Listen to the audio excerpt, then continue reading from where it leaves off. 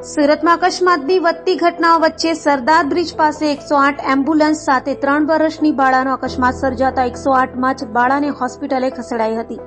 સુરતના સરદાર બ્રિજ ખાતે અકસ્માતની ઘટના બની હતી, જેમાં 108 એમ્બ્યુલન્સ સાથે 10 વર્ષીય બાળકીનો અકસ્માત થયો હતો।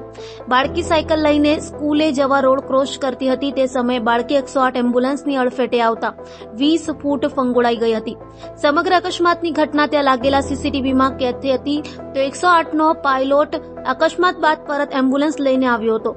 અકસ્માત થયો તે જ એમ્બ્યુલન્સમાં બાળકીને સારવાર માટે હોસ્પિટલમાં ખસેડાઈ હતી।